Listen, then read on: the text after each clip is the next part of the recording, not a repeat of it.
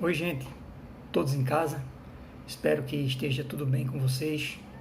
Hoje nós vamos conversar um pouquinho sobre o marco regulatório do terceiro setor, que nada mais foi do que uma agenda política ampla que teve por objetivo aperfeiçoar um ambiente jurídico e institucional relacionado às organizações da sociedade civil e suas relações de parceria com o Estado.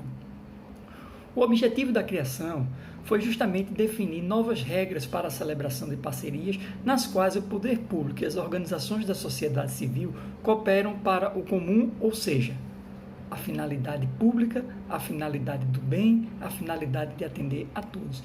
E essa lei justamente ela vem para reconhecer que as parcerias elas se aproximam das políticas públicas das pessoas e das realidades locais, possibilitando justamente que todas elas venham a ser resolvidas de forma mais rápida e menos custosa possível. Uma das principais conquistas foi a edição da Lei 13.019, de 31 de julho de 2014. Esta lei ela criou o novo regime jurídico para fomento e colaboração do Estado com as organizações da sociedade civil. O que esta lei fez, minha gente? Ela trouxe novas regras para a assinatura de contratos entre o setor público e as organizações não governamentais. Ela procurou aprimorar a execução de programas, projetos, atividades de interesse público feitas pelas associações e entidades sem fins lucrativos e dar transparência às transferências de recursos públicos para essas entidades. Ou seja, ela permitiu que as entidades passassem realmente a ser comprometidas com as causas sociais, permitiu que elas mostrassem a relevância e minimizassem os erros, os desfalques, as trapaças que normalmente eram conhecidas e que infelizmente apareciam na mídia aí por conta de políticos desonestos e de entidades não governamentais, as ONGs também desonestas, que nós tanto vemos aí, infelizmente, no cenário nacional. Bom, o novo marco regulatório, a Lei 13.019/2014, ela tem como emenda, em linhas gerais, minha gente, estabelece o regime jurídico das parcerias entre a administração pública e as organizações da sociedade civil em regime de mútua cooperação. Tem outras coisas, mas este é o principal ponto de destaque que eu poderia trazer para vocês. Quem são as organizações da sociedade civil?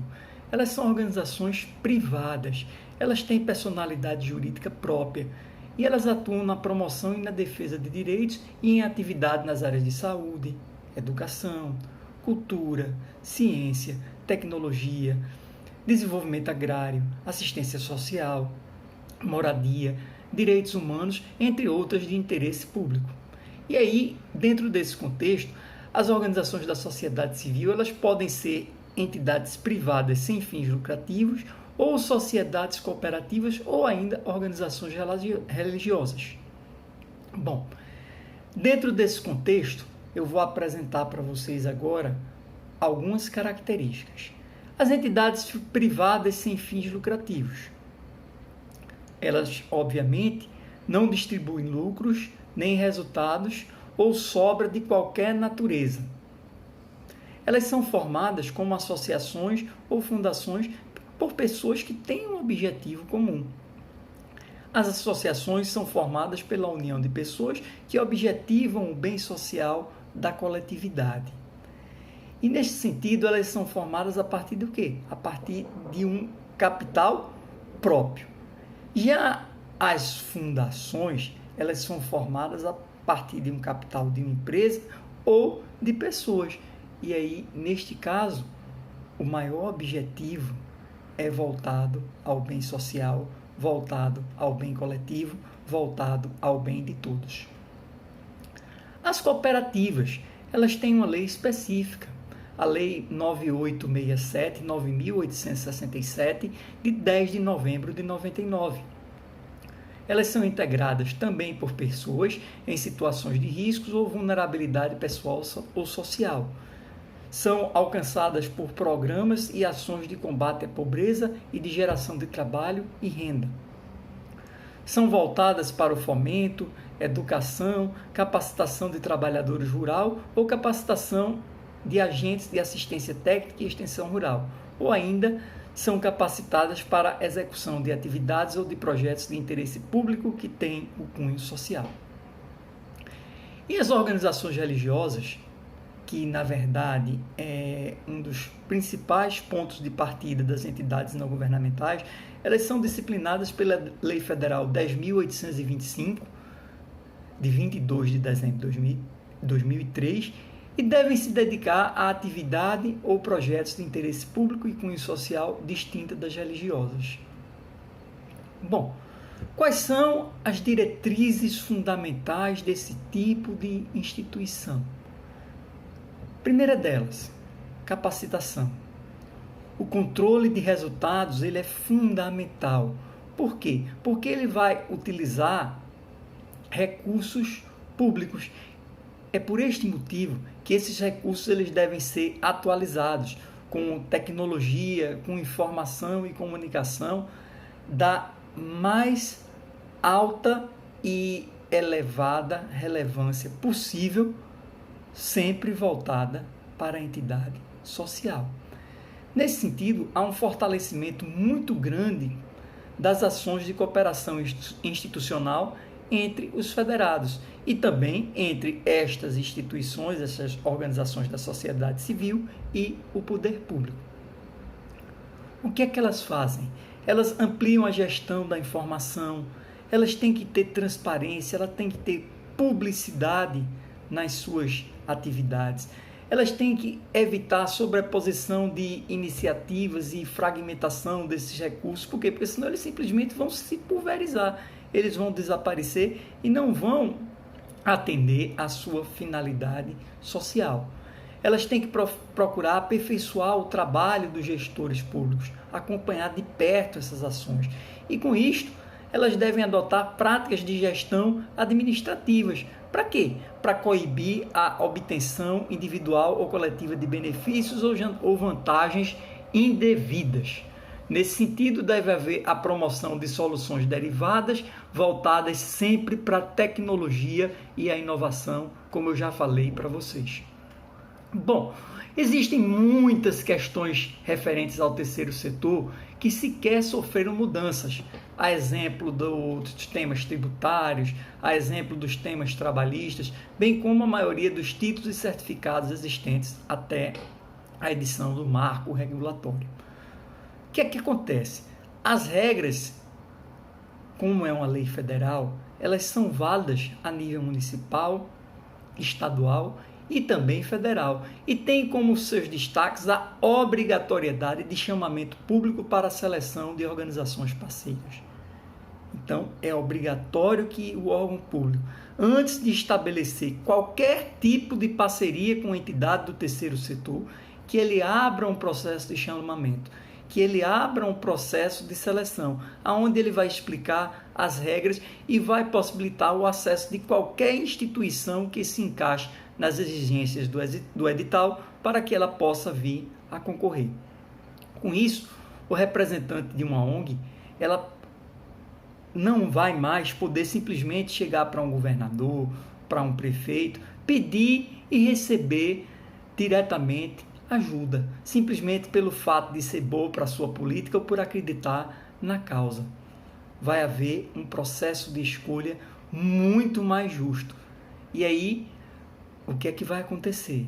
Vai se evitar as falcatruas, vai se evitar os desvios, ou seja, o cerco, a cada dia que passa, está se fechando mais. Para isso, é exigido da instituição que ela tenha experiência prévia na execução de projetos na área em que está pleiteando apoio e que tanto a entidade quanto seus dirigentes tenham ficha limpa, ou seja, não podem ter praticado qualquer tipo de crime. A mão de obra, que antes não podia ser assalariada, porque se você remunerasse os dirigentes, você poderia perder os benefícios, agora não, você pode assalariar. Isso melhora muito a qualificação, a capacidade da equipe. Por quê? Porque antes apenas o que existia era o voluntariado. O marco regulatório ele foi também uma iniciativa de extrema importância. Por quê? Porque ele garantiu critérios objetivos e claros, definindo parâmetros para repasse dos valores públicos, dentre os quais eu vou destacar para vocês alguns deles. A primeira coisa, transparência e controle. Todo e qualquer ente público, ele tem a obrigação de publicar no início do ano os valores aprovados para a execução do programa e ações previstas no plano. E, logicamente, como estas entidades do terceiro setor estão recebendo esses valores, elas têm também, por obrigação, esta transparência e têm um acompanhamento especial. A segunda coisa, os procedimentos de manifestação social. Há uma participação popular cada vez maior no planejamento dessas políticas públicas. A terceira, tudo deve ter como partida um projeto, um plano de trabalho. Então é obrigatório constar em qualquer tipo de parceria a forma que foi adotada. O quarto, como eu falei para vocês, você simplesmente não pode chegar lá e pedir ajuda. Tem que ser oportunizado a todas as entidades o acesso a este recurso público. Então, nesse sentido, deve haver um chamamento público com critérios de escolhas bastante claros. Essas entidades elas têm que ser qualificadas e, para isso, tudo deve ser publicado em edital. Os requisitos para a celebração do termo de fomento e de colaboração são os requisitos comuns e normais à própria constituição de uma entidade. Existe previsão de instituições de normas de prestação de contas. Essas normas elas têm que ser observadas de acordo com os padrões de contabilidade, de publicidade dos relatórios, demonstrações contábeis e certidões negativas fiscais. Há também a necessidade de providências para a celebração e formalização do termo de colaboração e de fomento pela administração pública. Minha gente, o marco regulatório, a Lei 13.019 de 2014, ela enumera no seu artigo 35 o passo a passo dos procedimentos necessários à sua formalização e celebração. Quais são as vedações? De certa forma, eu já falei para vocês. Existe um rigor, foi conferido um rigor muito grande com uma descrição taxativa de hipóteses semelhante às penalidades previstas na lei de licitações, nas situações de impedimento, nas situações de que não existe ficha limpa, inidoneidade, tudo lá previsto na lei 64/90, que é a lei da ficha limpa. Ou, se por um acaso o responsável tiver também uma condenação por improbidade, não é? Neste caso, devem ser observados os ditames da Lei 8429 de 92. Em suma, minha gente, as vedações, elas buscam incluir a entidade ou aquele dirigente que tem atuado de forma dolosa ou culposa em atos de má gestão e de improbidade. Para quê? Para que não aconteçam desvios, para que a entidade ela possa efetivamente atender a sua finalidade. E para isso, a inovação foi justamente essa formalização e a execução dessas parcerias. Tudo deve ser firmado a partir da contratação e aquisição realizada por uma entidade que é parceira do governo e, com isso, ela tem por obrigatoriedade de seguir todos os postulados básicos exigidos nas compras governamentais realizadas pela administração pública. Ou seja, as despesas realizadas antes ou depois da vigência da parceria não são permitidas, ressalvadas as últimas se autorizadas expressamente no ajuste. Tudo tem que estar previsto. Não podem haver surpresas. Os recursos originários da parceria não poderão financiar construções ou ampliações de instalações físicas, exceto se o equipamento ou o material for permanentemente essencial à realização do serviço que foi ajustado, do serviço que foi contratado. Bom, apenas serão permitidas despesas, caso aprovadas, no plano de trabalho, com remuneração da equipe dimensionada, desde que se mantenha compatibilidade com os serviços de mercado e não superior ao teto do Poder Executivo. Tem também um limite de 15% do total de gastos da parceria com custos indiretos, e esses poderão vir a ser apropriados proporcionalmente e desde que haja a necessidade para finalização do cumprimento do objeto. Como é que se dá essa liberação de recursos? Ela é presa a um cronograma de desembolso e, no caso de liberação parcelada, ela ainda fica condicionada à prestação de contas da parcela anterior. Pode haver alteração? Pode, se necessário for. Mas essa só será permitida seguindo-se todos os parâmetros exigidos pela administração pública e para a administração pública. E aí eu digo a vocês, por fim, que esta nova lei, ela trouxe um monitoramento, um acompanhamento, uma avaliação permanente. Ela tem por objetivo principal a prevenção dos desvios. E com isso ficou prevista a obrigatoriedade da elaboração de um relatório técnico de monitoramento, de avaliação, e este relatório ele vai ser submetido ao final a uma homologação, independentemente até mesmo da prestação de contas, minha gente.